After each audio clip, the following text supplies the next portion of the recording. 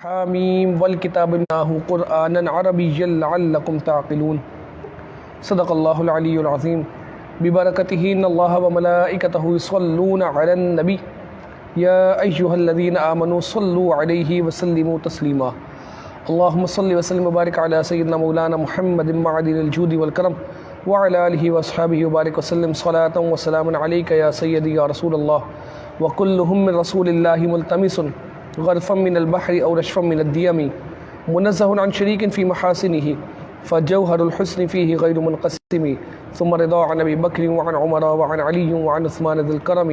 یا رب بالمصطفى بلغ مقاصدنا واغفر لنا ما مضى یا واسع الکرم مولاي صل وسلم دائما ابدا علی حبیبک خیر الخلق کلہم بحمد اللہ تعالی۔ اللہ کے فضل اور کرم سے ہم درس سیرت النبی صلی اللہ تعالیٰ علیہ وسلم کے حوالے سے باقاعدہ حضور علیہ السلام کی مبارک سیرت کو بیان کرنے کی اور سماعت کرنے کی سعادت پا رہے ہیں۔ گزشتہ 11 نشستوں کے اندر ہم نے بالتفصیل حضور علیہ السلام کے آباء و اجداد اور حضور علیہ السلام کی مکی حالات کو ذکر کرنے کی سعادت پائی، اور آج کی نشست میں مدینہ کی طرف جو حضور علیہ السلام نے ہجرت کی اور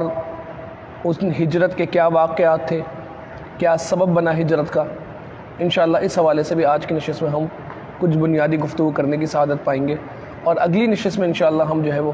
حضور علیہ السلام کے عظیم معجزہ معراج اور واقعہ معراج کا بالتفصیل ذکر کریں گے۔ سرکار دو عالم صلی اللہ تعالیٰ علیہ وسلم آپ کی عادت مبارکہ یہ ہوتی کہ جب حج کے ایام میں، یعنی حج کے ایام جب قریب ہوتے اور پوری دنیا سے لوگ حج کے موقع پر مکہ مکرمہ تشریف لاتے، تو ان لوگوں کی تشریف آوری اور لوگوں کا آنا یہ ذی القعدہ اور اس سے پہلے سے ہی شروع ہو جاتا، تو سرکار دو عالم صلی اللہ تعالیٰ علیہ وسلم ان لوگوں کو دین اسلام کی تعلیم دیتے، آپ ان لوگوں کو تبلیغ فرماتے، تاکہ یہ باہر سے آنے والے جو لوگ ہیں مکہ کے اندر، ان میں سے کچھ افراد اسلام قبول کر کے اسلام کو اپنے علاقے تک، اپنے شہر تک،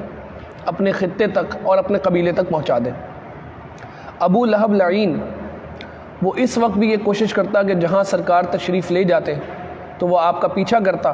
اور جب آپ تبلیغ فرماتے تو جن لوگوں کو آپ تبلیغ فرما رہے ہوتے، ابو لہب جو ہے وہ ان لوگوں کو یہ کہتا کہ ان کی بات نہ مانو، یہ معاذ اللہ جو ہے وہ غلط بات کرتے ہیں اور یہ دین سے پھرے ہوئے ہیں، اور وہ حضور علیہ السلام کے اس مشن کو روکنے کی کوشش کرتا۔ جب نبوت کا 11واں سال، یعنی اعلان نبوت کے بعد کا 11واں سال جب آیا، اس وقت مینا کی وادی میں عقبہ کے میدان میں، ایک جگہ ہے عقبہ کے نام سے، عقبہ کے میدان میں مدینہ شہر کے کچھ افراد حضور علیہ السلام کے پاس ملاقات کے لیے آئے۔ اس وقت مدینہ کا نام جو ہے وہ یثرب تھا، اور یثرب جو ہے وہ اسے اس لیے کہا جاتا تھا کہ یہ جو ہے وہ بیماریوں کا شہر کے نام سے اور غم کے شہر کے نام سے اور پریشانیوں کے شہر کے نام سے مشہور تھا۔ لیکن حضور علیہ السلام کی تشریف آوری کے بعد اور آپ کی مدینہ میں قدم پڑنے کے بعد اس شہر کا نام مدینۃ النبی اور مدینہ طیبہ اور مدینہ طیبہ کے نام سے مشہور ہو گیا، اور یہ بات واضح طور پر کتابوں میں لکھی گئی کہ اب اگر کوئی شخص جانتے بوجھتے ہوئے مدینہ کو یثرب کہے تو ایسے شخص نے گناہ کا کام کیا، اس پر توبہ واجب ہے۔ یعنی جب ایک شہر کا نام حضور علیہ السلام سے منسوب ہونے کے بعد وہ نام تبدیل ہو گیا، اور اب وہ برکتوں والا شہر ہے، وہ پاکی والا شہر ہے، اور ایسا شہر ہے کہ مدینہ کی مٹی میں، یعنی خاک مدینہ میں اللہ تعالیٰ نے شفا رکھ دی، تو اب اس شہر کو یثرب کہنا یہ زیادتی ہے، اور اگر کوئی بغیر کسی عذر کے، بغیر کسی وجہ کے جان بوجھ کر یہ کام کرتا ہے تو اس پر توبہ واجب ہوگی، اسے توبہ کرنی پڑے گی، کیونکہ اس نے گناہ کا کام کیا۔ تو آپ دیکھیں سرکار دو عالم صلی اللہ علیہ وسلم کا اونچا مقام و مرتبہ کہ آپ ایک ایسی جگہ پر کہ جہاں لوگ جس جگہ کو یہ کہتے کہ یہ بیماریوں کا شہر ہے اور پریشانیوں کا شہر ہے، وہاں سرکار دو عالم صلی اللہ علیہ وسلم نے جب قدم رکھا تو پھر سالہ سال اور زندگی بھر لاکھوں عاشقان رسول صلی اللہ تعالیٰ علیہ وسلم، ان کے زندگی کی خواہش ہی ہوتی ہے کہ ہم بری دنیا میں کہیں نہ جائیں، اگر جائیں تو مدینہ المنورہ جائیں۔ یعنی اللہ تعالیٰ نے اس شہر میں ایسی برکت رکھ دی حضور علیہ الصلوۃ والسلام کی تشریف آوری کے بعد کہ اب پوری دنیا کے مسلمان اگر کہیں جانے کی طلب کرتے ہیں اور کہیں جانے کی تڑپ ان میں ہوتی ہے تو وہ مدینہ منورہ ہے۔ آپ دیکھیں کسی بھی ملک کی طرف جانے کے لیے یا کسی بھی ملک یا کسی بھی شہر کو دیکھنے کے لیے لوگوں کے دلوں میں تڑپ نہیں ہوتی۔ اگر موقع لگ جاتا ہے تو دیکھ لیتے ہیں، وسائل ہوتے ہیں، پیسے ہوتے ہیں تو چلے جاتے ہیں، ایک دفعہ جا کے آتے ہیں تو اس کی کوئی تڑپ باقی نہیں رہتی۔ وہ اس شہر کی یاد میں روتے نہیں ہیں، وہ اس شہر کی یاد میں آنسو نہیں بہاتے، اپنے دل میں غم اور اضطراب محسوس نہیں کرتے۔ لیکن مدینہ منورہ وہ ایسا شہر ہے کہ جو نہیں جاتا وہ تڑپتا رہتا ہے، اور جو جا کے واپس آ جاتا ہے اس کی تڑپ میں اور اضافہ ہو جاتا ہے۔ یعنی وہاں لوگ جا کر مہینہ گزار آتے ہیں، کوئی 20 دن گزارتا ہے، کوئی 25 دن گزارتا ہے، کچھ لوگ ہوتے ہیں کئی سال گزار دیتے ہیں، لیکن جب واپس آتے ہیں تو مدینے کا غم ان کو ایسا لاحق ہوتا ہے کہ پوری زندگیاں مدینے میں گزار دیں لیکن مدینے سے واپس آنے کا دل نہیں ہوتا، کیونکہ جو راحت، جو سکون، جو برکت اللہ تعالیٰ نے مدینہ منورہ میں رکھی ہے وہ پوری دنیا کے کسی کونے میں نہیں۔ اللہ تعالیٰ ہم سب کو وہاں کی بار بار حاضری نصیب فرمائے، اور اللہ تعالیٰ ہم سب کو رمضان مدینہ دیکھنا عطا فرمائے۔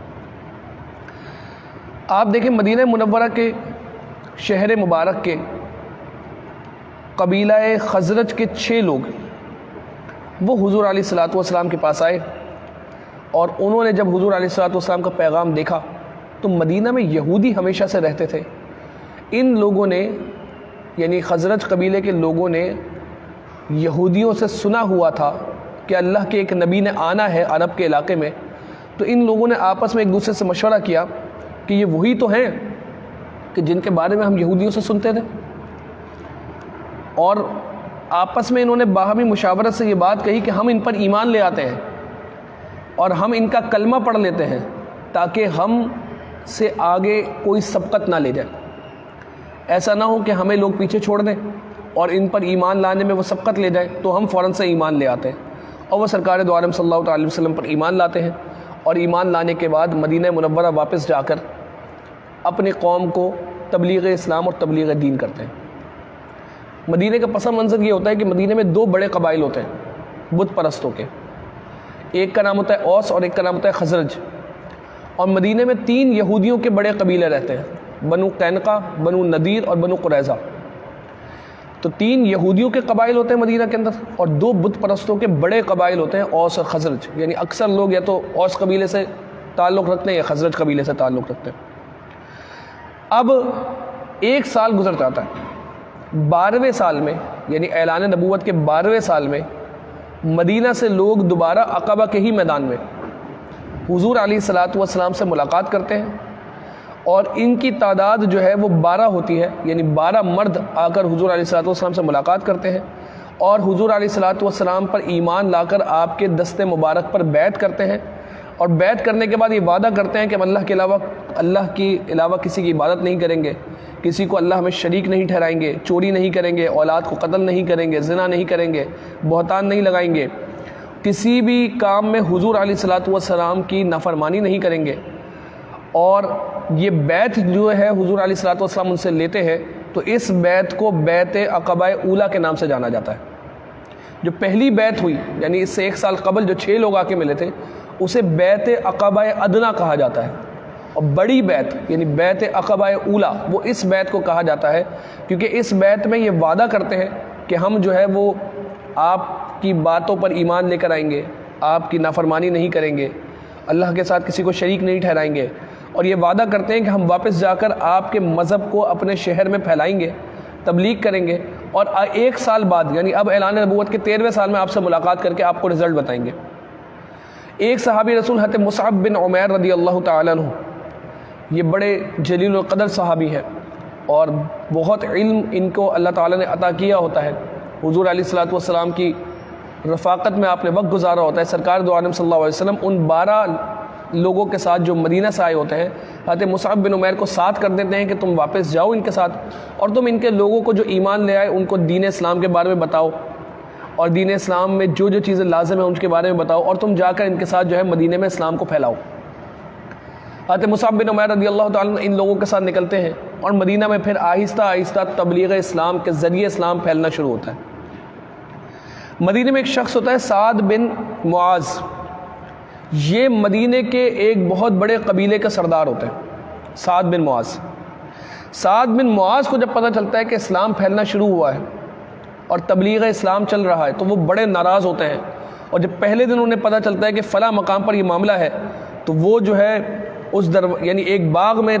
صحابہ جو ہے وہ اسلام پھیلا رہے ہیں تو وہ نیزہ لیتے ہیں اور نیزہ پکڑ کر اس باغ کے دروازے پر کھڑے ہو جاتے ہیں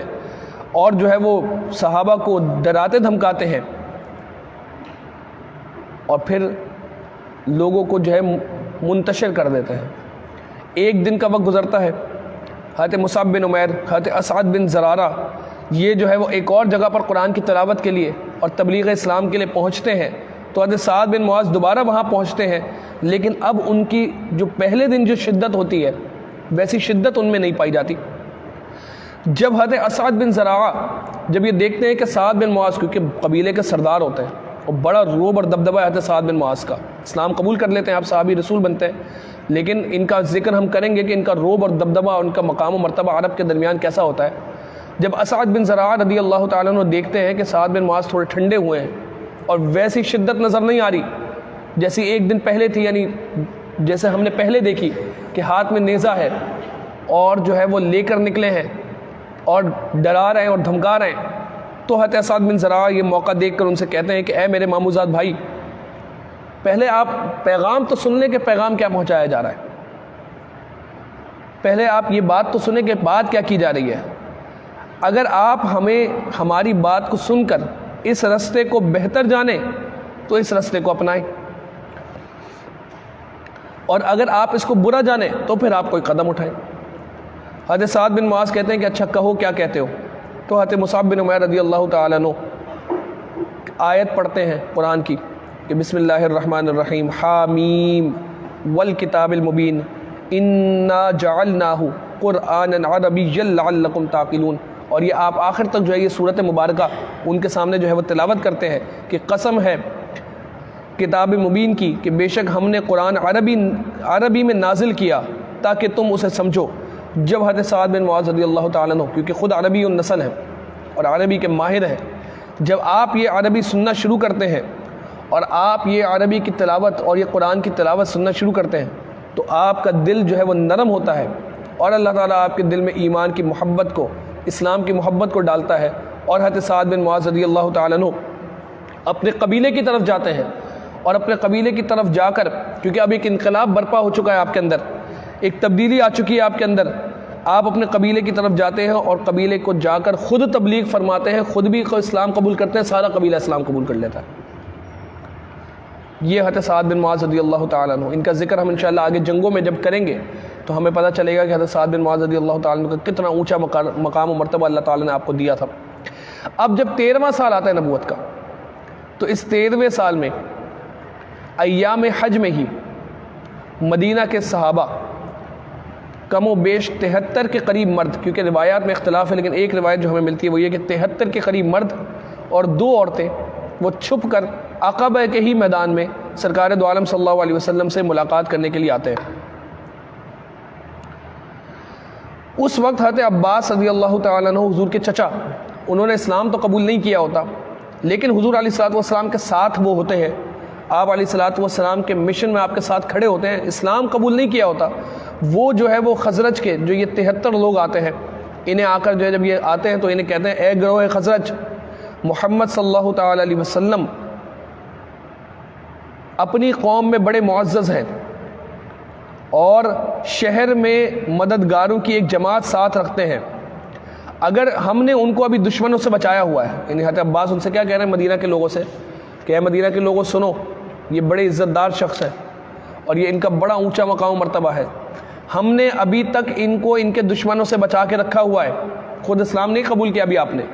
لیکن حضور کے ساتھ کھڑے ہیں. کہتے ہیں ہم نے ابھی تک ان کے دشمنوں سے بچا کے رکھا ہے، اگر تم ان کا ساتھ دے سکو گے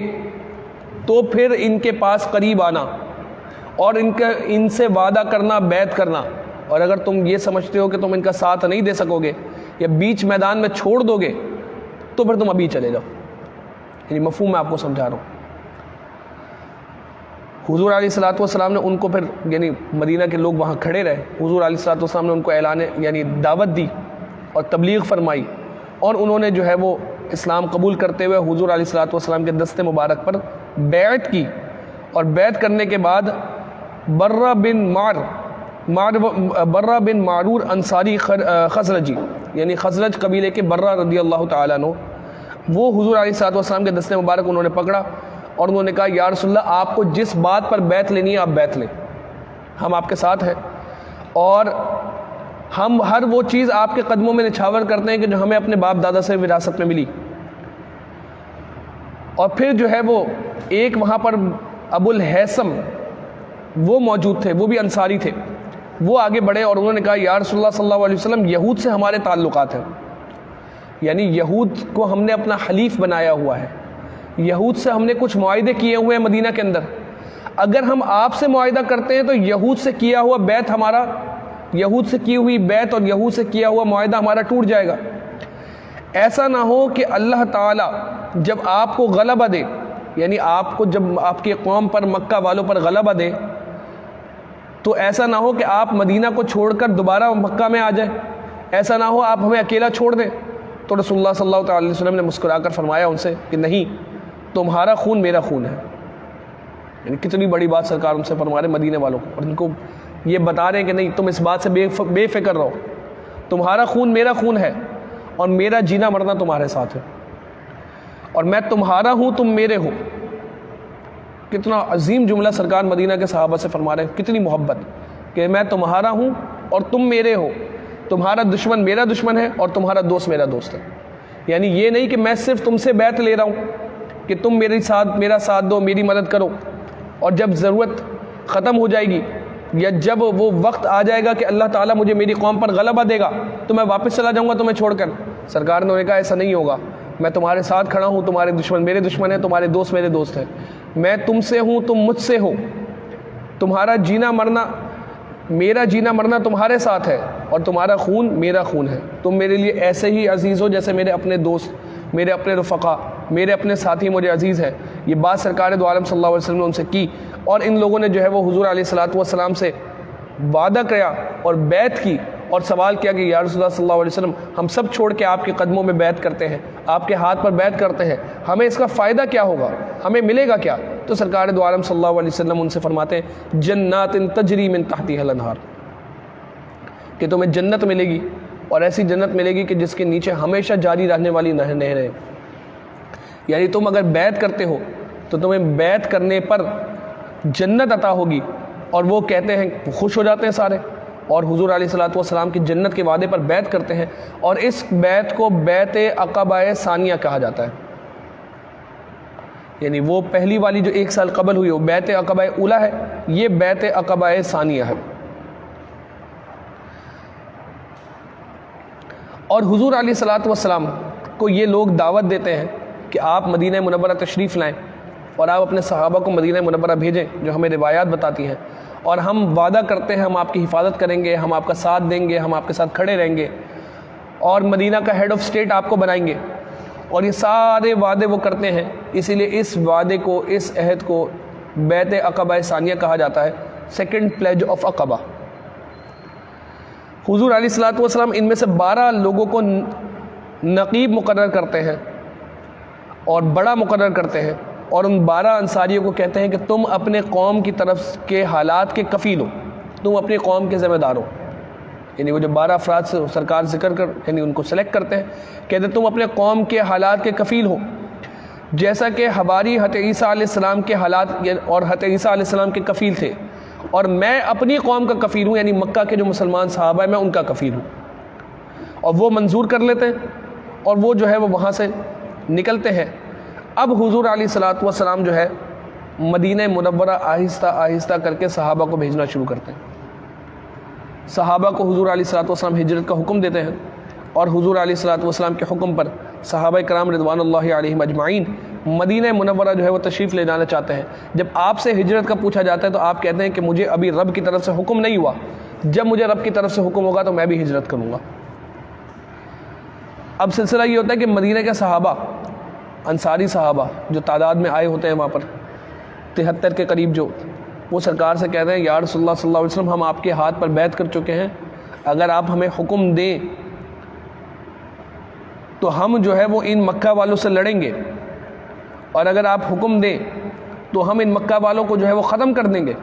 لیکن سرکار دو عالم صلی اللہ علیہ وسلم منع فرماتے ہیں اور کہتے ہیں ابھی مجھے رب کی طرف سے جنگ و قتال اور مشرکین سے لڑنے کا حکم نہیں دیا گیا۔ اور اس نوٹ پر سرکار دو عالم صلی اللہ علیہ وسلم مدینہ منورہ کے صحابہ کو ودا کرتے ہیں، رخصت کرتے ہیں، اور آہستہ آہستہ حضور علیہ الصلوۃ والسلام جو ہے وہ صحابہ کرام رضوان اللہ علیہم اجمعین کو مدینہ منورہ بھیجنے کی تیاری کرتے ہیں، اور صحابہ رات کے اندھیرے میں اور آہستہ آہستہ مختصر تعداد میں مدینہ منورہ کی طرف سفر مانتے ہیں۔ آخر میں حضور علیہ الصلوۃ والسلام اور کچھ رفقا اور کچھ اصحاب جو ہے وہ مکہ مکرمہ میں رہ جاتے ہیں، اور باقی تقریباً سارے جو ہے وہ مدینہ منورہ کی طرف ہجرت کر چکے ہوتے ہیں۔ حضرت سیدنا صدیق اکبر رضی اللہ تعالیٰ عنہ، ان کا یہ ذہن ہوتا ہے کہ میں بھی ہجرت کروں، تو وہ سرکار کے پاس جاتے ہیں اجازت مانگنے، تو سرکار کہتے ہیں کہ مجھے امید ہے کہ ہجرت کی اجازت مجھے مل جائے گی۔ یعنی وہ حضرت ابوبکر سے ذکر کرتے ہیں کہ مجھے امید ہے کہ رب کی طرف سے مجھے ہجرت کی اجازت مل جائے گی۔ تو سرکار پھر سرکار سیدنا صدیق اکبر رضی اللہ تعالیٰ عنہ اپنا جو فیصلہ ہوتا ہے وہ تبدیل کرتے ہیں، اور اس انتظار میں رک جاتے ہیں کہ نہیں، میں اگر ہجرت سرکار کریں تو میں ان کے ساتھ ہجرت کروں۔ اور سرکار دو عالم صلی اللہ علیہ وسلم سے اجازت بھی مانگتے ہیں کہ آپ کے ساتھ مجھے ہجرت کی اجازت ہے، تو رسول اللہ صلی اللہ علیہ وسلم ہمیں روایت میں ملتا ہے کہ حضرت ابوبکر کو اجازت عطا فرماتے ہیں۔ اب یہاں پر سرکار کے صحابہ اور رفقا یہ ہجرت کرتے ہیں، وہاں کفار مکہ ایک ساتھ جمع ہو کر یہ پلان کرتے ہیں کہ ہم کس طریقے سے مسلمانوں سے لڑیں اور کس طریقے سے اسلام کے اس مشن کو روکیں۔ اب آپ دیکھیں، وہ ان کا ایک کاؤنسل ہال ہوتا ہے جسے ندوہ کہتے ہیں، دار الندوہ، کاؤنسل ہال۔ جیسے ہمارے یہاں پارلیمنٹ ہوتا ہے نا، سمجھانے کے لیے بات کرو، جہاں پارلیمنٹ کے اندر تمام پولیٹیشین جمع ہوتے ہیں اور مشورے کرتے ہیں اور فیصلے کرتے ہیں، بل پاس ہوتے ہیں وہاں پر، اسی طریقے سے جو ہے وہ عرب کے لیے مکہ کے اندر ایک کاؤنسل ہال تھا جسے ندوہ کہتے ہیں یا دار الندوہ کہتے ہیں۔ یہ اس کاؤنسل ہال میں سارے عرب کے اور مکہ کے بڑے بڑے سردار، قبیلہ قریش کے بڑے بڑے کفار جمع ہوتے ہیں، جیسے عتبہ، شیبہ، ربیعہ کے اولادے، ابو سفیان، طعیمہ، جبیر بن مطعم اور نضر بن حارث اور زمعہ بن اسود، ابو جہل اور امیہ بن خلف، یہ سارے جتنے بڑے بڑے کفار ہوتے ہیں دار الندوہ میں جو ہے مشورے کے لیے جمع ہوتے ہیں۔ اور کتابوں میں ہمیں یہ ملتا ہے کہ شیطان جو ہے وہ انسانی شکل میں کمبل اوڑھ کے ان کے درمیان پہنچ جاتا ہے تاکہ ان کو مشورہ ایسا دے کہ یہ مسلمانوں کے خلاف جو ہے وہ مشورہ استعمال کیا جا سکے۔ اب میں آپ کو مفہوم سمجھاتا ہوں کہ کانورسیشن ہوئی کس طرح کی۔ شیطان ان سے یہ اکسا کے پوچھتا ہے کہ تم ایک بات بتاؤ، تم نے اب تک محمد صلی اللہ تعالی علیہ وسلم پر حملہ کر کے ان کو شہید کیوں نہیں کیا؟ تو وہ یہ لوگ کہتے ہیں، مفہوم سمجھا رہا ہوں سر آپ کو آسان انداز میں، بالکل تاکہ عام فہم انداز میں آپ کو بات سمجھ آ جائے۔ وہ یہ کہتے ہیں کہ ہم میں سے جو قبیلہ بھی حضور علیہ الصلوۃ والسلام پر حملہ کرے گا، بنو ہاشم اس کے خلاف ہو جائے گی، یعنی حضور کا قبیلہ بنو ہاشم جو ہے وہ اس کے خلاف ہو جائے گا، اور ہم اتنی طاقت نہیں رکھتے، یعنی وہ قبیلہ جو بھی حملہ کرے گا وہ اتنی طاقت نہیں رکھتا کہ بنو ہاشم کے خلاف کھڑا ہو سکے، تو یہ ڈر ہے کہ بنو ہاشم ختم کر دے گی اس قبیلے کو، اور پھر بلڈ منی پے کرنا، یعنی دیت پے کرنا۔ پہلے تو یہ کہ بنو ہاشم کو اس بات پر منایا جائے کہ دیت لو، کیونکہ عرب میں دو طریقے ہوتے تھے، ایک ہوتا ہے قصاص، یعنی جان کے بدلے جان، کسی شخص کو مارا گیا، اس کے رشتہ دار جو ہے وہ قاضی کے پاس جا کر مطالبہ کرے کہ ہمارے شخص کو مارا گیا، فلاں نے مارا، اس کو سزا دی جائے۔ اگر شواہدات سارے اس بات پر دلالت کریں کہ ہاں اسی شخص نے مارا ہے، تو جو رفقا ہیں وہ یہ مطالبہ کر سکتے ہیں کہ ہمیں چاہیے کہ اس بندے کو قتل کریں بدلے میں، اسے کہتے ہیں قصاص، یعنی جان کے بدلے جان۔ اور وہ آ کے معافی وغیرہ مانگے اور یہ رفقا کسی وجہ سے معاف کر دیں، تو پھر بدلے میں یہ ہوتا ہے کہ ہم نے معاف تو کیا لیکن ہمیں دیت چاہیے، دال یا تا دیت کہتے ہیں بلڈ منی کو، یعنی اس کے بدلے، اس کی جان کے بدلے ہمیں جو ہے وہ مال چاہیے۔ اور اسلام میں دیت کی ویلیو جو مقرر کی گئی ہے وہ ہے 100 اونٹ، 100 اونٹ مرد کے لیے، کہ 100 اونٹ جو ہے وہ اگر کسی مرد کو قتل کر دیا گیا تو بطور بلڈ منی پیمنٹ کے طور پر جو ہے وہ 100 اونٹ دیے جائیں گے یا تو قصاص لیا جائے گا۔ تو انہوں نے کہا کہ 100 اونٹ کی طاقت کہ پہلے تو ہمیں بنو ہاشم کو اس بات پر منانا کہ بھائی دیت لے لو ہم سے اور ہمیں معاف کر دو، یہ سب سے بڑا امر، اور پھر اس قبیلے پر 100 اونٹ اس کو دینا بنو ہاشم کو، یہ ایک بڑا امر۔ تو اس لیے اب تک ہم نے جو ہے یہ جسارت نہیں کی۔ تو ابو جہل کہتا ہے کہ میرے پاس ایک بڑا مشورہ ہے، اور شیطان اکساتا ہے اس مشورے کی طرف،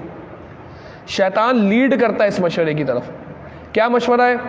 وہ کہتا ہے میرا مشورہ یہ ہے کہ ہم میں سے جتنے قبائل ہیں اور جتنے عرب کے کفار خاندان ہیں، ایک ایک بڑا شخص ہم آپس میں سلیکٹ کر لیں،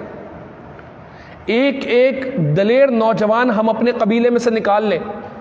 اور یہ لوگ مل کر جو رتبے میں بڑے ہوں، بہادر ہوں، ڈرپوک نہ ہو، بزدل نہ ہو، یہ لوگ مل کر سب ایک ساتھ حضور علیہ الصلوۃ والسلام پر حملہ کر کے ان کو شہید کر دیں۔ اب بنو ہاشم جب قصاص کے لیے آئے گا تو سامنے تمام قبائل کھڑے ہوں گے، تو بنو ہاشم کے لیے یہ ممکن نہیں ہوگا کہ اکیلا سب قبیلوں سے لڑے، یعنی بنو ہاشم اتنی طاقت نہیں رکھتا کہ اکیلا ان سب قبیلوں سے لڑے، تو پھر بنو ہاشم کو دیت دینی پڑے گی، بنو ہاشم کو دیت کا مطالبہ کرنا پڑے گا، اور جب دیت جو ہے وہ ان سارے قبیلوں میں ڈیوائیڈڈ ہوگی تو کسی ایک قبیلے پر بھی برڈن نہیں آئے گا۔ مفہوم سمجھا رہا ہوں آپ کو آسان انداز میں کہ یہ مطالبہ، اور یہ مشورہ جو ہے شیطان نے ان کو اکسایا اور کہا کہ اس کے علاوہ تو کوئی اور رائے نہیں،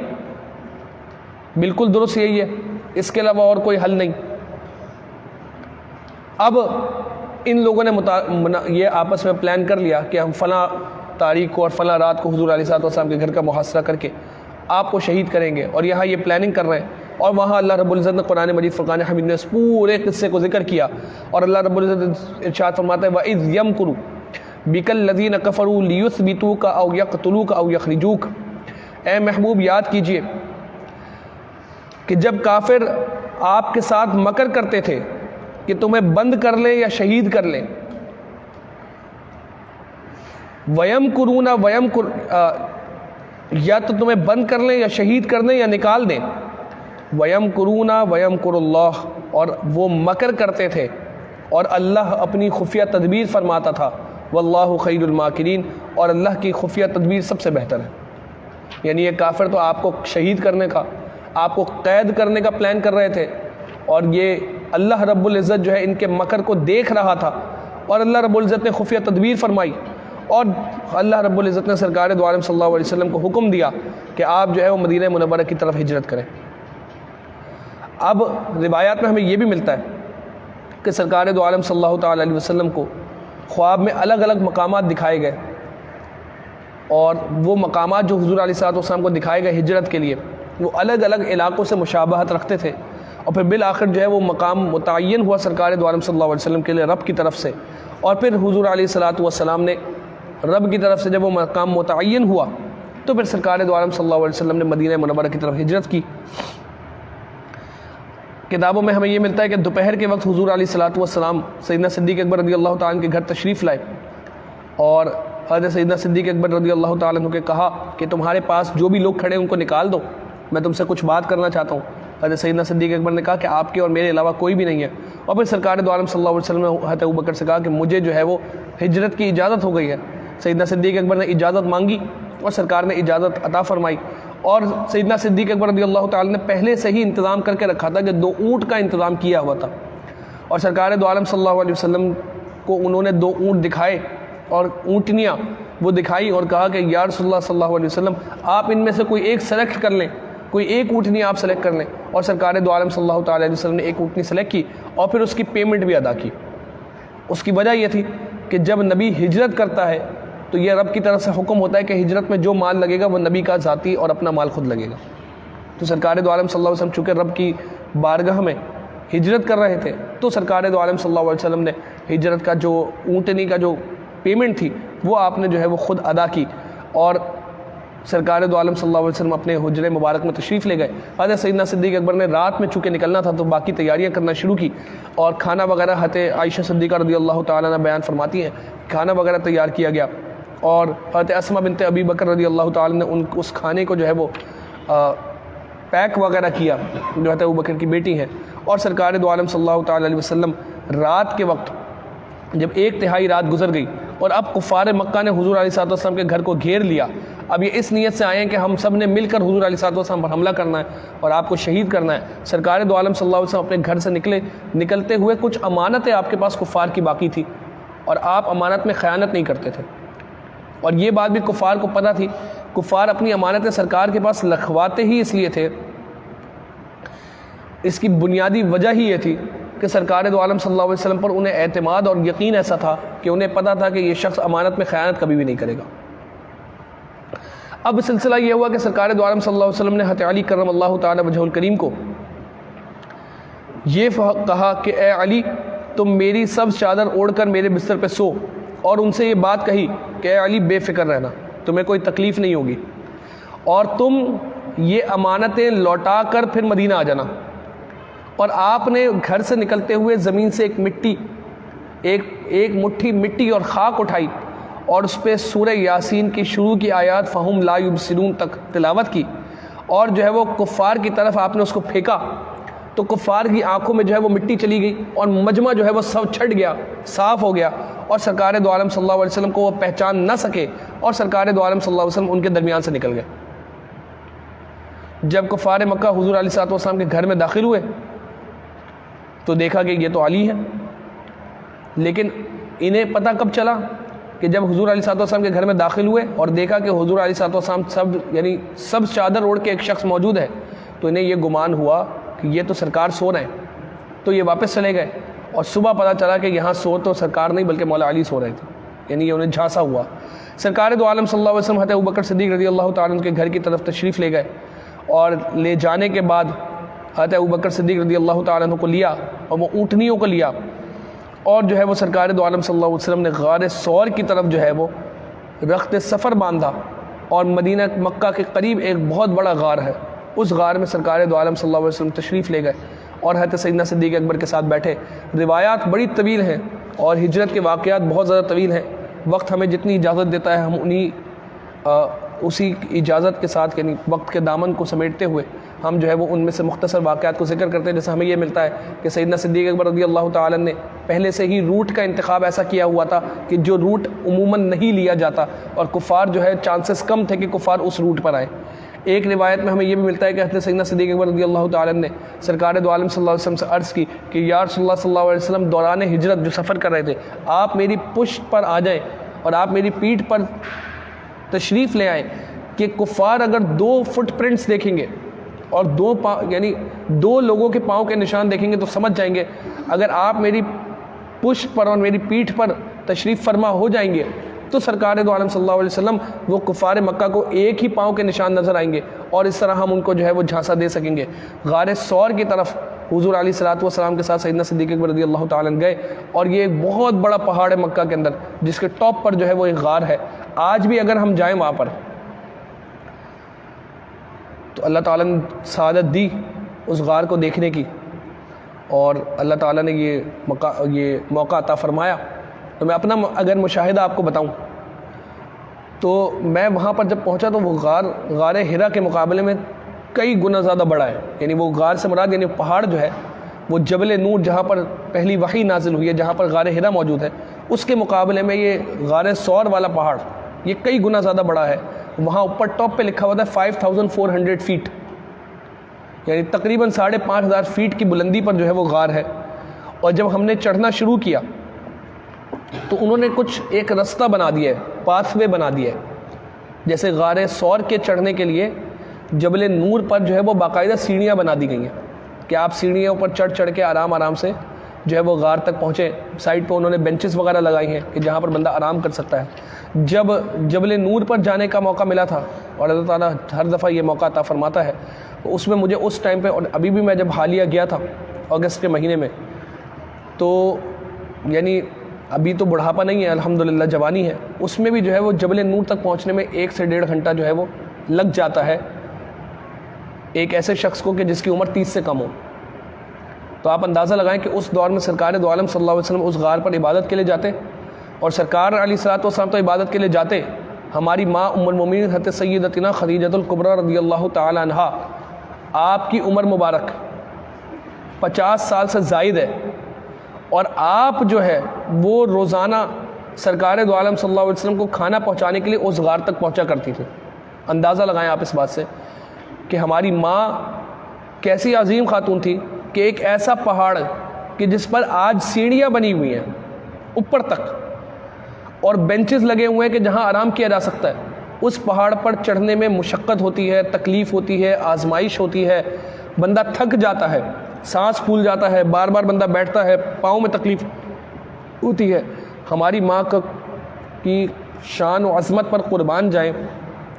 کہ آپ کی عمر مبارک 50 سال سے زائد ہے، لیکن آپ اپنے شوہر کو سرکار دو عالم صلی اللہ علیہ وسلم کو کھانا پہنچانے کے لیے وہاں جاتی۔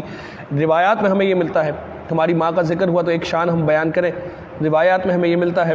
کہ ایک دفعہ ہماری ماں حضرت خدیجہ الکبریٰ رضی اللہ تعالی عنہا سرکار دو عالم صلی اللہ علیہ وسلم کو کھانا پہنچانے کے لیے غار پر چڑھ رہی تھی۔ یہ غار پر تب چڑھ رہی ہیں جہاں کوئی سیڑھیاں نہیں ہیں اس وقت، آپ اندازہ لگائیں۔ تو حضور علیہ الصلوۃ والسلام غار میں موجود ہیں، عبادت کر رہے ہیں، رب کے آگے جھکے ہوئے ہیں، عبادت و ریاضت میں مشغول ہے، اور ہماری ماں پہاڑ چڑھ کر سرکار کی بارگاہ میں تشریف لا رہی ہیں۔ روایات میں ہمیں یہ ملتا ہے کہ حضرت جبرائیل علیہ السلام سرکار کی بارگاہ میں حاضر ہوتے ہیں اور حاضر ہو کر کہتے ہیں، یا رسول اللہ صلی اللہ علیہ وسلم، آپ کی زوجہ خدیجہ اس وقت کچھ برتن لے کر آپ کے پاس آ رہی ہیں، اے اللہ کے رسول، میں رب کی طرف سے بھیجا گیا ہوں، جب وہ تشریف لے آئیں تو آپ خدیجہ کو یہ پیغام پہنچائیے گا کہ اے خدیجہ، تمہیں تمہارا رب سلام بھیجتا ہے۔ اللہ، حضرت خدیجہ الکبریٰ رضی اللہ تعالیٰ عنہ کا مقام و مرتبہ کہ اللہ رب العزت نے جبرائیل علیہ السلام کے ذریعے ان کو سلام بھیجا کہ اے اللہ کے رسول، آپ ان کو کہیے گا کہ اللہ آپ کو سلام بھیجتا ہے اور میں جبرائیل بھی آپ کو سلام بھیجتا ہوں۔ اور یہاں روایت ختم نہیں ہوئی، حضرت جبرائیل علیہ السلام کہتے ہیں، یا رسول اللہ صلی اللہ علیہ وسلم، خدیجہ کو کہہ دیجیے گا، آپ ان کو بتا دیجیے گا کہ اللہ تعالیٰ نے جنت میں ان کے لیے ایسا عالی شان محل تیار کیا ہے، خوبصورت محل تیار کیا ہے کہ اس محل میں نہ کوئی غم ہے، نہ کوئی شور ہے، نہ کوئی تکلیف ہے، نہ کوئی پریشانی ہے۔ کیونکہ جب مکہ کا وہ کٹھن دور کہ جس میں ظلم و ستم کی انتہا تھی اور سرکار دو عالم صلی اللہ علیہ وسلم اور آپ کے صحابہ پر جو ہے وہ ظلم کیا جا رہا تھا، اس ظلم و ستم میں اگر کوئی خاتون حضور علیہ الصلوۃ والسلام کے ساتھ تھی پورا عرصہ تو وہ ہماری ماں حضرت خدیجہ الکبریٰ رضی اللہ تعالیٰ عنہا تھی۔ آپ نے خود بھی تکلیفیں برداشت کی، آپ نے خود بھی آزمائش برداشت کی۔ جو 3 سال کا بائیکاٹ ہوا اس میں حضرت خدیجہ الکبریٰ رضی اللہ تعالیٰ عنہا موجود ہیں، اور کوئی عورت حضور علیہ الصلوۃ والسلام کے اس وقت حریم ناز میں نہیں سوائے ہماری ماں کے۔ آپ کا نکاح کسی اور سے نہیں ہوا اس وقت سوائے ہماری ماں کے، اور حضرت خدیجہ ہی اکیلی موجود ہے۔ وہ 3 سال کا کٹھن بائیکاٹ جس کا میں نے ذکر کیا تھا کہ کھانے کے لیے کچھ نہیں ہوتا تھا، چمڑے کو بوائل کر کے کھایا جاتا تھا، ابلا کر کھایا جاتا تھا، کئی دن بھوک سے بھوکے گزار دیے جاتے تھے، اس وقت ہماری ماں موجود ہیں، صبر کے ساتھ ساری تکلیفیں برداشت کر رہی ہیں۔ کبھی ایک روایت ایسی نہیں ملی کہ ہماری ماں نے سرکار دو عالم صلی اللہ علیہ وسلم کو کوئی بات میں کسی معاملے پر کمپلین کی ہو، بلکہ جب حضور تھک کر اور حضور علیہ الصلوۃ والسلام جب کفار کی باتیں سن کر اور تان کے ساتھ جب گھر تشریف لاتے تو ہماری ماں ہی ہوتی جو آپ علیہ الصلوۃ والسلام کو سہارا بھی دیتی، سپورٹ بھی کرتی، کنسول بھی کرتی، اور حضور علیہ الصلوۃ والسلام کے دست بازو آپ بنی ہوئی تھی۔ تو اللہ رب العزت نے جبرائیل علیہ السلام کے ذریعے پیغام پہنچایا کہ آپ خدیجہ سے کہہ دیں کہ جنت میں ان کے لیے عالی شان محل تیار کیا گیا ہے، اور وہ عالی شان محل ایسا ہے کہ اس میں نہ کوئی شور ہے، نہ کوئی غم ہے، نہ کوئی تکلیف ہے۔ یہ وعدہ رب نے ہماری ماں سے دنیا میں ہی کر لیا۔ اور ایسی ہی ایک روایت ہمیں ملتی ہے کہ جب فرعون کی بیوی حضرت آسیہ رضی اللہ تعالیٰ عنہا جو حضرت موسیٰ علیہ السلام پر ایمان لے آئی تھی، جب فرعون کو پتہ چلا کہ میری بیوی ایمان لے آئی ہے، کیونکہ آپ بڑی نیک خاتون تھی، تقوی اور پرہیزگاری کی علامت تھیں آپ، جب فرعون کو پتہ چلا تو اس نے آپ کو دیوار کے ذریعے، یعنی کیلوں موٹی موٹی کیلوں کے ذریعے آپ کو دیوار پر چن دیا اور دیوار پر لٹکا دیا۔ آپ اندازہ لگائیں، ہاتھ میں کیلیں ٹھوکی جائیں، یعنی ہمیں اگر ہاتھ میں سوئی چبھ جائے تو کیا حال ہوگا، اس نے آپ کے ہاتھوں اور پاؤں میں کیلیں ٹھوک کر آپ کو دیوار پر لٹکانے کی کوشش کی۔ اتنا ظلم، کیل ہاتھ کے ذریعے سے گزری ہوگی، پاؤں کے ذریعے سے گزری ہوگی، ہڈی ٹوٹی ہوگی، ہتھوڑے مارے گئے ہوں گے، کیل کو ٹھوکا گیا ہوگا دیوار کے اندر۔ اس غم کی اور اس تکلیف کی کیفیت کو میں اور آپ برداشت نہیں کر سکتے کہ اگر ہمیں ہلکی سی سوئی چبھ جائے تو ہمیں تکلیف ہوتی ہے، یہاں کیلوں کے ذریعے جو ہے وہ دیوار پر ٹانگا جا رہا ہے۔ اور جب یہ معاملہ ہوا تو حضرت آسیہ جو ہے وہ مسکرا رہی ہیں، اور کوئی آپ کے چہرے پر غم کی اور تکلیف کی علامت نہیں۔ اور کچھ بھی آپ کے چہرے پر جو ہے وہ غم نظر نہیں آ رہا، تو فرعون کو بڑا غصہ آیا اور وہ پوچھتا ہے کہ میں تمہیں اتنی تکلیف دیتا ہوں اور تم یہ کرتی ہو، تم ہنستی ہو، مسکراتی ہو؟ تو حضرت آسیہ اس سے کہتی ہے کہ مجھے میرے رب نے میرے لیے جنت میں جو محل تیار کیا ہے وہ مجھے نظر آ رہا ہے یہاں سے۔ یعنی روایات میں ہمیں یہ ملتا ہے کہ جو میرے رب نے میرے لیے محل تیار کیا ہے وہ میں دیکھ سکتی ہوں، اور میں دیکھ رہی ہوں اس محل کو، اور اس محل کو دیکھ کر لطف اندوز ہو رہی ہوں، اور وہ بھی ایسا محل ہے کہ جس میں کوئی غم نہیں، کوئی شور نہیں، کوئی پریشانی نہیں۔ یہ وعدہ حضرت آسیہ سے بھی ہوا، یہی وعدہ حضرت خدیجہ الکبریٰ رضی اللہ تعالیٰ عنہ سے بھی ہوا۔ آپ اندازہ لگائیں کہ سرکار دو عالم صلی اللہ علیہ وسلم کی زندگی میں وہ لوگ جو آئے وہ خود کتنے با کمال لوگ تھے۔ اور پھر یہ بات اب آئے غار ثور کی پہاڑ کی طرف، تو جب میں وہاں پر گیا اور اللہ تعالیٰ نے مجھے سعادت بخشی، اللہ تعالیٰ ہم سب کو جانا نصیب فرمائے، یہ پہاڑ اس سے کئی گنا زیادہ بڑا، جبل نور والے پہاڑ سے، اور پہنچنے میں ہی تقریباً 2 گھنٹے لگے، اور کئی مقامات پر ایسا ہوا کہ میں بیٹھ گیا تھک کر کہ اب مجھ سے اور نہیں چڑھا جا سکتا۔ اور یہ میں آپ کو بتا رہا ہوں کہ جب آج سے 2020 یعنی 2020 کی میں آپ کو بات بتا رہا ہوں، بالکل 2020 کے ابتدا کی، یہ 3 سال قبل بات ہے، 3-4 سال قبل، کہ اس وقت بالکل شروع میں جب چڑھنا شروع کیا ایک ہمت بندی بھی تھی، لیکن آہستہ آہستہ معاملہ یہ ہوا کہ وہ ہمت ٹوٹتی گئی، اور میں ایک مقام پر آ کر بیٹھ گیا اور مجھ سے یہ ہوا کہ اب میں نہیں چڑھ سکتا، اور کافی دیر تک میں وہاں بیٹھا رہا، اور میں نے خود دیکھا، یعنی ایمانی قوت اور جذبہ کیسے بڑھتا ہے، میں نے خود دیکھا کہ بڑی عمر کی خواتین وہ اوپر سے نیچے اتر رہی تھیں، چھوٹے چھوٹے بچے میں نے دیکھا کہ وہ غار تک پہنچ چکے تھے اور نیچے اتر رہے تھے۔ اس سے اللہ تعالیٰ نے ایک ہمت دی۔ اور غار ثور کے لیے بھی معاملہ یہ کہ غار ثور تک پہنچنے کے لیے رستے میں شروع میں سیڑھیاں ہیں، اور بعد میں سیڑھیاں تو نہیں، لیکن ایک پراپر جو ہے وہ انہوں نے ایک پاتھ وے بنایا ہوا ہے کہ جس پاتھ وے کو آپ فالو کرتے ہوئے، ایک رستہ بنایا ہوا انہوں نے کہ جس کو آپ فالو کرتے ہوئے جو ہے وہ باقاعدہ آپ جو ہے وہ آسانی سے پہنچ سکتے ہیں۔ جگہ جگہ پر انہوں نے کینٹینز بنائی ہوئی ہیں، آپ اندازہ لگائیں کہ کتنا زیادہ اب جو ہے وہ جدت آ گئی ہے کہ جگہ جگہ پر کینٹینز ہیں، پانی پئیں، آپ کو لیٹنا ہے آپ لیٹ جائیں، وہاں پر آرام کریں، نماز پڑھنی ہے نماز پڑھیں، اور پھر آہستہ آہستہ آہستہ آہستہ آپ اپنے سفر کو اوپر پہنچائیں۔ اور پھر جب وہاں جائے بندہ 5400 فیٹ پر، تو اسے قدر ہوتی ہے کہ ہجرت کی رات کو کیا معاملہ ہوا وہ، پھر اسے سمجھ آتا ہے کہ سرکار دو عالم صلی اللہ علیہ وسلم سیدنا صدیق اکبر رضی اللہ تعالیٰ عنہ آپ کے رفقا نے کیسی قربانیاں دی ہمارے لیے کہ اسلام ہم تک پہنچے۔ اور پھر وہاں ان مقامات پر کہ جہاں سرکار کا وقت گزرا، ایک ایسی روحانی خوشبو آتی ہے کہ وہ خوشبو جو ہے وہ انہی مخصوص مقامات پر آتی ہے کہ جہاں سرکار دو عالم صلی اللہ علیہ وسلم نے وقت گزارا، اور بندہ یعنی آپ کے سینسز جو ہے اور حواس جو ہے وہ نم ہو جاتے ہیں کہ میں اس جگہ پر، مجھ جیسا گنہگار اور بدکار جو ہے وہ اس جگہ پر آ گیا کہ جہاں حضور علیہ الصلوۃ والسلام کے قدم پڑے ہوں گے، جہاں حضور علیہ الصلوۃ والسلام نے وقت گزارا ہوگا۔ میں اس بات کو اور کھولتا ہوں، لیکن حضرت سیدنا صدیق اکبر کے ساتھ سرکار اس پہاڑ پر چڑھے اور غار ثور پر جو ہے وہ سرکار دو عالم صلی اللہ علیہ وسلم حضرت سیدنا صدیق اکبر کے ساتھ تشریف لے گئے۔ سیدنا صدیق اکبر رضی اللہ تعالیٰ نے حضور علیہ الصلوۃ والسلام سے اجازت مانگی کہ آپ کچھ وقت جو ہے وہ باہر انتظار کریں، میں غار کی صفائی کر لوں۔ سرکار سیدنا صدیق اکبر رضی اللہ تعالیٰ اندر گئے، پورا غار صاف کیا، اور غار میں چھوٹے چھوٹے جو ہے وہ ہولز بنے ہوئے تھے، تو اس ڈر سے کہ ایسا نہ ہو کہ کوئی جانور غار کی دیواروں میں رہتا ہو اور وہ نکل کر سرکار کو تکلیف پہنچا دے، آپ نے ان تمام ہولز پر جو ہے وہ کپڑے، اپنے کرتا جو تھا اس کو پھاڑ پھاڑ کے اس کے ٹکڑے چھوٹے چھوٹے بنا کر آپ نے وہ ہولز کو بند کیا۔ ایک ہول رہ گیا، بڑا مشہور واقعہ ہے، سیدنا صدیق اکبر رضی اللہ تعالیٰ نے اپنا انگوٹھا مبارک جو ہے وہ اس ہول پر رکھ دیا، اور جو ہے پھر سرکار دو عالم صلی اللہ علیہ وسلم کو کہا کہ آپ تشریف لے آئیں، اور سرکار دو عالم صلی اللہ علیہ وسلم جو ہے وہ اس غار میں جلوہ فرما ہوئے۔ اب آپ دیکھیں ہمارے علماء نے یہاں سے ایک بات لکھی کہ اگر کوئی شخص یہ چاہتا ہے کہ اس کے دل میں سرکار کی محبت آ جائے، تو پہلے وہ اپنے دل میں صدیق اکبر کی محبت کو جگہ دے۔ جب صدیق اکبر اس کے دل میں جگہ بنا لیں گے، تو وہ اس کے دل میں آنے کے بعد اس کے دل سے جتنے گناہ اور جتنی باطنی بیماریوں میں وہ مبتلا ہوگا اس کو صاف کریں گے، اور صاف کرنے کے بعد پھر خود صدیق اکبر سرکار کو ندا دے کر عرض کریں گے کہ یا رسول اللہ آپ تشریف لے آئیں۔ پھر وہی بندے کا دل جو ہے وہ مسکن، سرکار کی محبت کا مسکن بن سکتا ہے جس کے دل میں صدیق کی محبت ہوگی، اور جس کے دل میں صدیق اکبر رضی اللہ تعالیٰ عنہ کی محبت نہیں، وہ جتنا زیادہ کوشش کر لے سرکار علیہ الصلوۃ والسلام کی محبت کی، سرکار دو عالم صلی اللہ علیہ وسلم کی محبت اس کے دل میں داخل نہیں ہو سکتی۔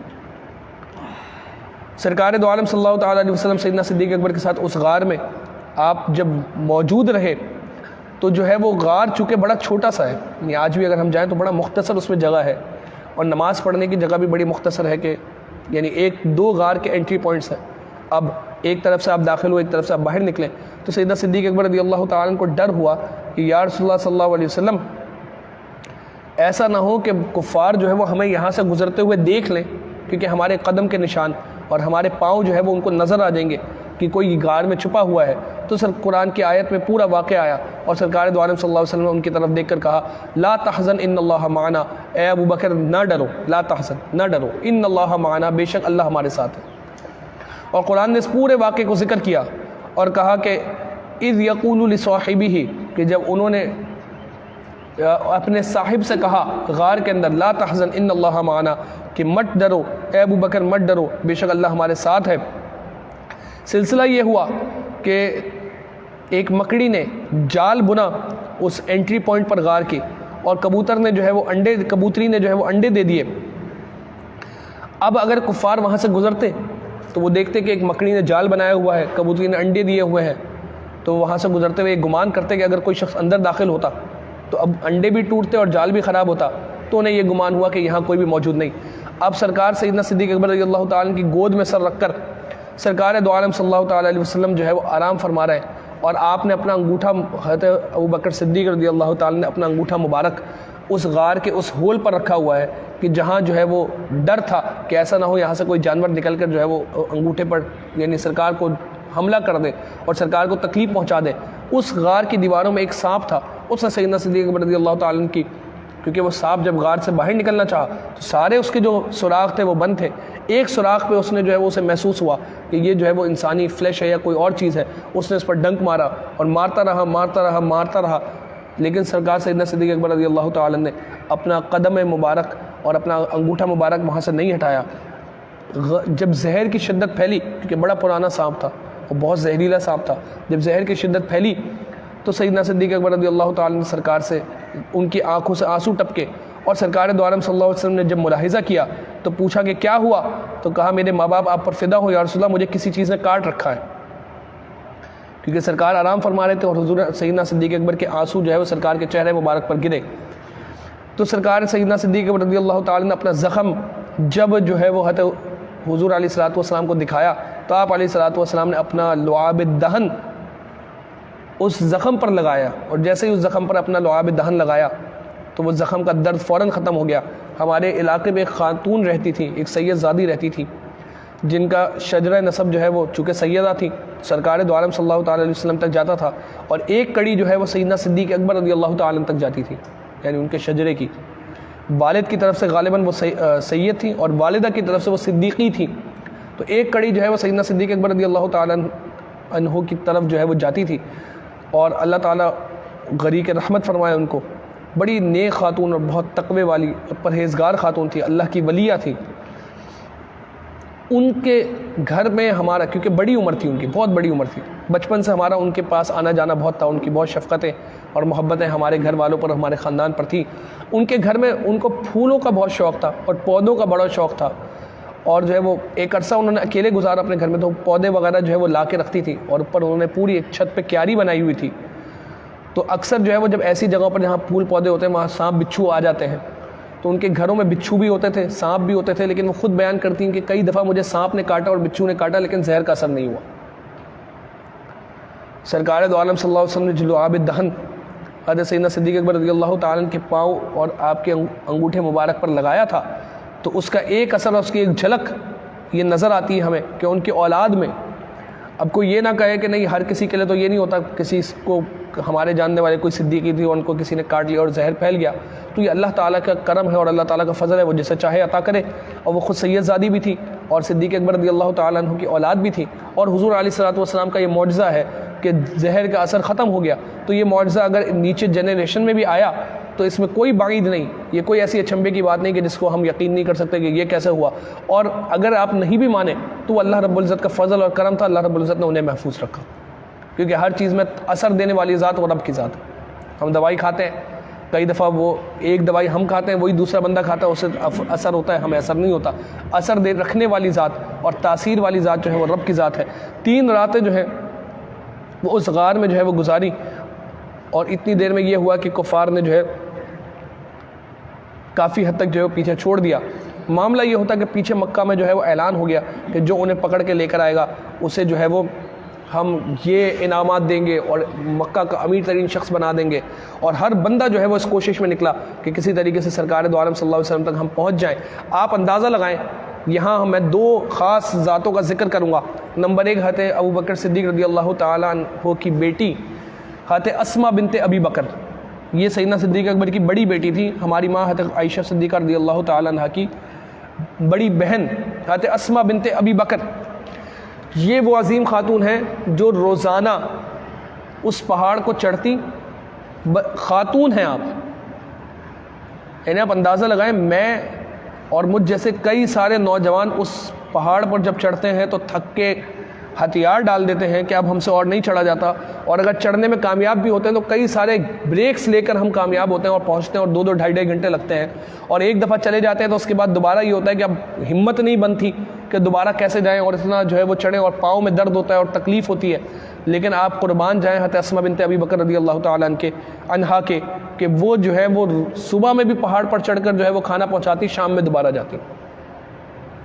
روزانہ کا یہ معمول تھا۔ 3 دن تک سرکار نے وہاں گزارے، تینوں دن حضرت اسماء بنت ابی بکر رضی اللہ تعالیٰ عنہ وہاں گئیں اور کھانا پہنچایا انہوں نے، اور جو ہے وہ ناشتہ پہنچاتی اور کھانا پہنچاتی اور پہاڑ پر چڑھتی اور اس غار تک پہنچتی۔ یہ اسلام کی وہ عظیم خواتین ہیں کہ جن کا ذکر ایسا ہے کہ ہمارے مرد وہ قابلیت نہیں رکھتے اور وہ طاقت نہیں رکھتے جو طاقت اور ان قابلیت ان خواتین کے اندر، آپ اندازہ لگائیں۔ اور حضرت سیدنا صدیق اکبر رضی اللہ تعالیٰ عنہ کے غلام تھے، ان کا نام تھا عامر بن فہیرہ، غلام صدیق اکبر کے تھے نا، تو آپ اندازہ لگائیں کہ پھر صدیق جو سب سے زیادہ وفادار رہا ہو اس کا غلام کیسا ہوگا۔ سیدنا عامر بن فہیرہ رضی اللہ تعالیٰ عنہ، پورے مکہ میں اعلان ہو رہا ہے کہ جو ان کا پتہ بتا دے گا اسے امیر ترین شخص بنا دیں گے، اسے اتنا پیسہ دیں گے، اسے یہ مراعات دیں گے، اسے یہ مراعات دیں گے۔ غلام تو اس دور میں یہی چاہتا تھا کہ ہم جو ہے وہ کسی طریقے سے آزاد ہو جائیں، ہم کسی طریقے سے جو ہے وہ آزاد ہونے کے بعد مالدار ہو جائیں۔ غلاموں کو پتہ تھا کہ ہماری اس سوسائٹی کے اندر کوئی ویلیو نہیں، کوئی ہمارے حقوق نہیں۔ اگر عامر بن فہیرہ چاہتے تو سرکار اور سیدنا صدیق اکبر کا پتہ بتا کر اپنی آزادی خرید لیتے، آزادی نہیں خریدتے صرف، بلکہ اسی ایک جھلک میں مکہ کے امیر ترین شخص بن جاتے۔ لیکن سیدنا صدیق اکبر کے غلام تھے اور تربیت صدیق اکبر سے پائی تھی، تو ہوتا یہ کہ کفار مکہ کے درمیان رہتے لیکن زبان نہیں کھولتے، اور کفار کو شک تھا کہ عامر بن فہیرہ کو پتہ ہوا، وہ آپ کو فالو کرنے کی کوشش کرتے۔ عامر بن فہیرہ کی ڈیوٹی شام میں کھانا لے جانے کی اور پہنچانے کی ہوتی، اور خبر پہنچانے کی ہوتی کہ مجھے یہ خبر ملی ہے، کفار یہ پلان کر رہے ہیں، یہ پلان کر رہے ہیں۔ عامر بن فہیرہ شام میں پہاڑ پر چڑھ کے حضرت سیدنا صدیق اکبر سرکار کی بارگاہ میں حاضر ہوتے، لیکن یہ ان کو معلوم تھا کہ مجھے پکڑا جا سکتا ہے، تو کیا کرتے، پہلے تھوڑا سا چلتے اور بیٹھ جاتے ایک مقام پر، پھر جب دیکھتے کہ کفار کی توجہ آگے پیچھے ہوئی ہے پھر دوسرے رستے جیسے جاتے، اور پھر لگتا کہ کوئی فالو کر رہا ہے تو وہیں بیٹھ جاتے، یعنی ان کو چکمہ دیتے اور ان کو گھماتے پھراتے، یہاں تک کہ جیسے ہی موقع نکلتا فوراً سے جو ہے وہ ان کی آنکھوں سے نظریں چرا کر اور ان کے سامنے سے جو ہے اپنے آپ کو چھپا کر فوراً سرکار اور سیدنا صدیق اکبر کی بارگاہ میں پہنچ جاتے۔ آپ دیکھیں غلام وہاں پر ایسی وفاداری کہ پتہ ہے کہ امیر ترین شخص بنا دیا جاؤں گا، لیکن کوئی دنیا کی پرواہ ہی نہیں، اگر پرواہ ہے تو صرف رسول اللہ کی پرواہ ہے۔ ایسی وفاداری یہ ہمیں کہیں اور نظر نہیں آتی، ایسی والہانہ محبت، ایسی جان نثاری کسی دنیاوی بادشاہ کے لیے، کسی دنیاوی شخص کے لیے نہیں، یہ اللہ رب العزت کا فضل اور کرم تھا مسلمانوں پر اور صحابہ پر کہ انہوں نے رسول اللہ کی رفاقت دی، اور پھر صحابہ نے اس رفاقت کا حق ایسا ادا کیا کہ ہر صحابی ممتاز، ہر صحابی جو ہے وہ اعلیٰ، اور پھر اسی لیے تو ہم کہتے ہیں کہ بعد میں آنے والا کوئی شخص کسی صحابی کے مقام و مرتبے کے برابر ہو ہی نہیں سکتا، کیونکہ یہ صحابہ انہوں نے اپنی جانوں کے نذرانے پیش کیے، قربانیاں دی، گھر بار مال و دولت ہر چیز چھوڑ دی، اور سرکار دو عالم صلی اللہ علیہ وسلم پر جان نثاری کا حق ادا کیا۔ اس لیے بعد میں آنے والے شخص کو کسی کو بھی ان کے برابر قیامت تک رتبہ نہیں مل سکتا، کیونکہ جو رتبہ صحابی کا ہے وہ کسی بعد میں آنے والے شخص کا ہو ہی نہیں سکتا۔ سرکار دو عالم صلی اللہ علیہ وسلم 3 ایام جو ہے وہ وہاں پر غار ثور میں گزارے، اور اس کے بعد سرکار دو عالم صلی اللہ علیہ وسلم وہاں سے نیچے تشریف لائے، اور پھر جو ہے وہ ہجرت کے آخری مراحل کو آپ نے طے کیا. ہم آج کی نشست کو یہیں تک رکھتے ہیں. ہجرت کے آخری مراحل اور مدینے کے میں جانے کے بعد پہلا سال سرکار کا کیسا گزرا اور کیا حالات ہوئے, جنگ بدر کے کیا معاملات تھے, وہ انشاءاللہ ہم جو ہے وہ آنے والے اتوار کے بعد والے اتوار کو, کیونکہ اگلا اتوار جو ہے وہ ہم نے جو ہے وہ معراج نبی صلی اللہ تعالیٰ علیہ وسلم کو ہم نے تفصیلاً ذکر کرنا ہے. معراج کے حوالے سے یہ بڑی اہم ترین نشست ہے,